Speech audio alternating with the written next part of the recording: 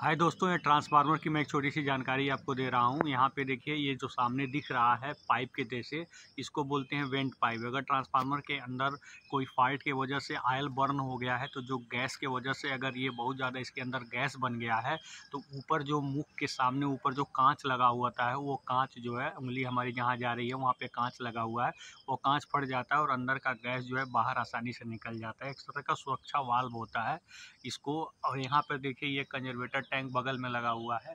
आप देख सकते हैं उंगली हमारी जा रही है, ये कंजर्वेटर टैंक है। अगर इसमें क्या होता है कि जब लोड बढ़ता है तो ट्रांसफार्मर का आयल एक्सपैंड होता है, फैलता है, उसमें प्रसार होता है। तो ये आयल फैल करके कंजर्वेटर टैंक में चली जाती है और फिर जब ठंडा होता है, लोड कम होता है, तो फिर वो आयल ट्रांसफार्मर के अंदर चली जाती है। यहाँ पे देखिए, ये वेंटिलेशन के लिए पत्तियाँ लगी हुई हैं। इसमें क्या होती हैं, जब आयल बहुत हीट होता है तो एक्सपैंड होकर इन पत्तियों में आता है। ये पत्तियां जो लगी हुई हैं, इसमें एयर के संपर्क होने की वजह से उसका हीट एयर में ट्रांसफ़र हो जाता है, जिससे इस प्रकार एक cooling system, air cooling system यहाँ पे प्रोवाइड हो जाता है।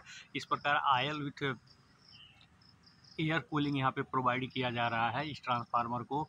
और फिर यहाँ पे देखिए, ये ऊपर बुशिंग लगी हुई है, जो मेरी उंगली जा रही है, ये बुशिंग है। बुशिंग का काम केवल होता है कनेक्शन लेने और देने का। अगर ये आपका पोर्सिलीन की ये बुशिंग ना लगे जाए, तो वो कनेक्शन जो है ट्रांसफार्मर बॉडी से टच हो सकता है, जिसकी वजह से घातक हो सकता है, हमारे लिए बहुत खतरा हो सकता है। इसीलिए यहाँ पे हम पोर्सिलीन का बुशिंग इंसुलेटर यूज करते हैं। यहाँ पे देखिए, ऊपर सीटी लगी हुई है, इसके आसानी से हम करंट को मेजर कर लेते हैं। सीटी एक स्टेप अप ट्रांसफार्मर है, जो करंट को क्या कर देती है, स्टेप डाउन कर देती है, जिसकी वजह से आसानी से मेजर किया जा सकता है। यहाँ पे इसी को बोलते हैं एच टाइप पोल। देखिए, ये एच टाइप पोल है और ये इसके चारों तरफ देखिए, ये कॉइल अर्थिंग की गई है। पोलों की कॉइल अर्थिंग बहुत ज़रूरी होती है। तो यहाँ पे देखिए, ट्रांसफार्मर के यहाँ पे बॉडी की भी अर्थिंग की गई है, बहुत ज़रूरी है। कहीं से अगर लीकेज करंट इसके बॉडी में चला जाएगा, तो आसानी से ज़मीन में डाइवर्ट हो जाएगा। क्योंकि अगर किसी बॉडी में करंट आ रहा है, तो वहाँ वोल्टेज हाई हो जाएगा, अर्थ का वोल्टेज लो है, बीच का वायर का रेसिस्टेंस बहुत कम होता है, आसानी से इस वायर के द्वारा करंट ज़मीन में चली जाती है। तो ये एक तरीके का पोल माउंटेड सब स्टेशन है। ये हम पोल माउंटेड कहते हैं, क्योंकि यहाँ पे पोल माउंटेड सब स्टेशन नहीं, इसको हम फाउंडेशन माउंटेड सब स्टेशन कहते हैं, क्योंकि यहाँ पे फाउंडेशन पे ट्रांसफार्मर रखा हुआ है। तो देखिए, ये आप बेसिक जानकारी थी।